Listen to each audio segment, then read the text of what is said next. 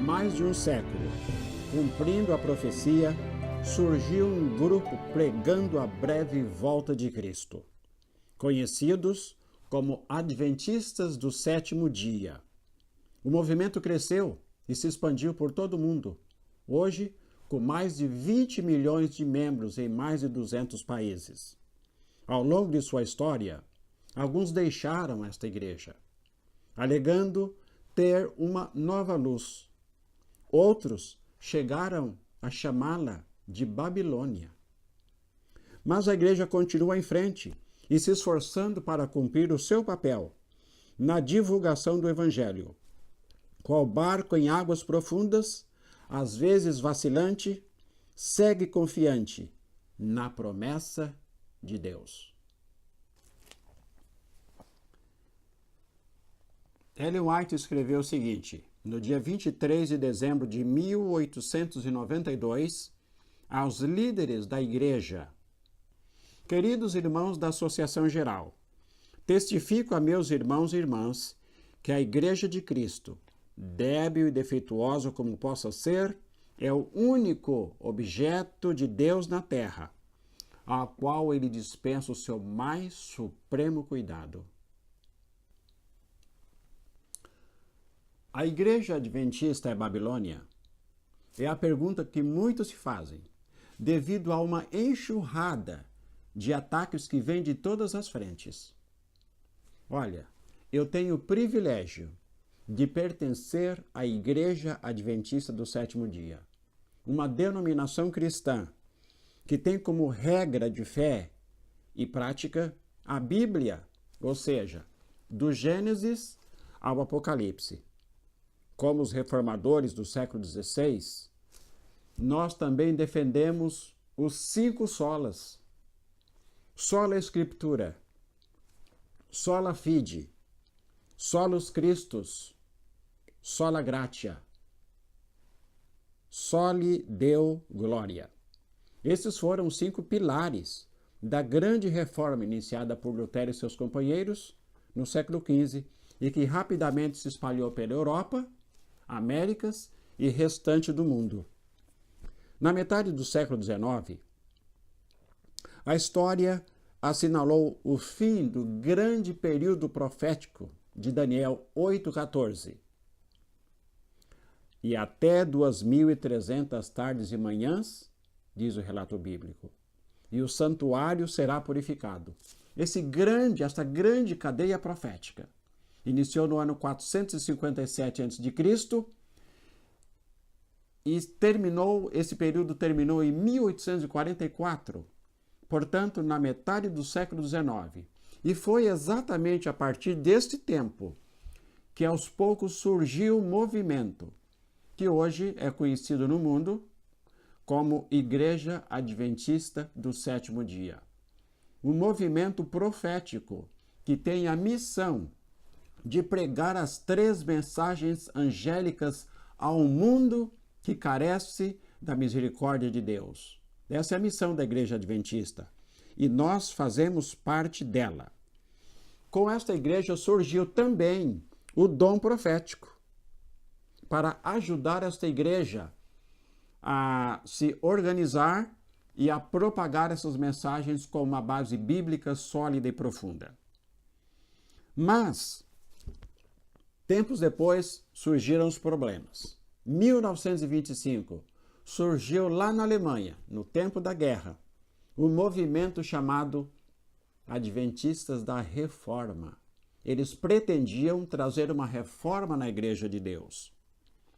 E tempos mais recentes, ou melhor, é antigo também o movimento, mas esses grupos vão reaparecendo de tempos em tempos. Hoje nós nos deparamos com dezenas e dezenas e dezenas de grupos, de pequenas organizações, ideias avulsas, achando que Deus lhes concedeu uma nova luz. E eles supõem que são mensageiros de Deus. Então nós temos dezenas, como disse. Mas alguns deles, mais destacados, por exemplo, temos os antitrinitarianos, que negam a trindade bíblica e chegam inclusive a negar a divindade de Jesus. Tem um grupo que se denominam adventistas históricos. Nós temos um grupo chamado perfeccionistas, que é nada mais, nada menos do que uma nova roupagem ao movimento de carne santa que surgiu lá no final do século XIX. E temos outros também, os desigrejados, os desinformados e os mal informados, que pretendem renovar a Igreja de Deus. E eles garantem que eles sim possuem a verdade. A pergunta é, por que tanta oposição contra a Igreja Adventista, no meio de tantas outras denominações? A resposta é simples. E nós começamos em Apocalipse capítulo 12, verso 17. Irou-se o dragão contra a mulher e foi pelejar com os restos de sua descendência, os que guardam os mandamentos de Deus e têm o testemunho de Jesus. Amigos, a história do Adventismo é marcada por algumas controvérsias e contundentes acusações. Aliás, todo o ministério bíblico, desde o princípio até Cristo, muitas controvérsias, especialmente no ministério de Cristo. E por que havia tantas controvérsias?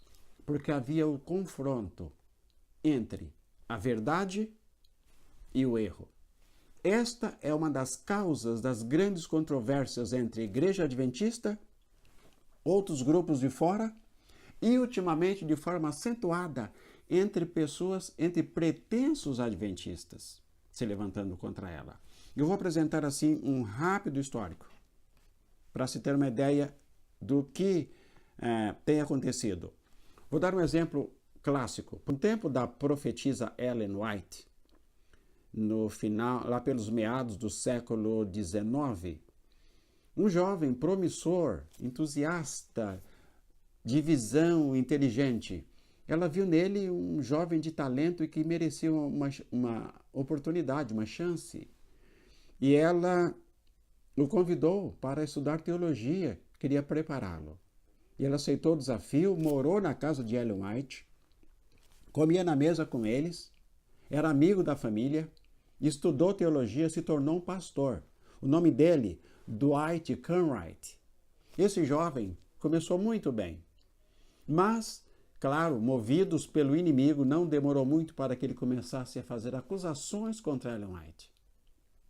Fez pesadas acusações, a coisa repercutiu. Tempos depois ele procurou ela, chorou, confessou suas faltas, suas mentiras, seus equívocos, e ela o perdoou. Ele foi embora. Tempos depois, mais acusações. E de novo, passa-se algum tempo e ele volta e chora e pede perdão. Fez isso 4 ou 5 vezes. Finalmente, Dwight Cartwright morreu longe de Cristo. Mas, se as coisas parassem por aí, seria bom. Mas não parou. Na década de 80, na Califórnia, um outro líder, dessa vez um líder adventista, Walter Reed, resolveu levantar-se contra esta igreja, contra essa instituição, fazendo pesadas acusações. Depois de Walter Reed, nós tivemos Ford na década de 80. Depois nós tivemos uma falsa profetisa francesa chamada Janine Sautron, que alegou receber visões de Deus. Depois nós tivemos David Koresh, aqui próximo de Dallas, no Texas. E agora, mais recentemente, numa pequena região aqui no Caribe, uma irmã chamada Daisy Escalante, dizendo que teve visões e, inclusive, viu a Trindade. Algo inédito, porque ninguém nunca viu a Trindade. Nem um dos profetas, ninguém viu a Trindade. Entre outras aberrações que essa senhora revelou. Recordando, então, estes foram os personagens citados como os opositores da verdade: Dwight Cartwright, Walter Ree, Desmond Ford, David Koresh, Daisy Escalante, Jeanine Saltron. E segue-se a estes dezenas e talvez centenas de pretensos reformadores, falsos reparadores de brechas, com uma mensagem falsa, descontextualizada e completamente fora de propósito, e que nunca conseguiu resultados positivos e nunca constituiu uma bênção para a igreja nem para o povo de Deus. Mateus capítulo 21, verso 44. Todo o que cair sobre esta pedra ficará em pedaços, e aquele sobre quem ela cair ficará reduzido a pó.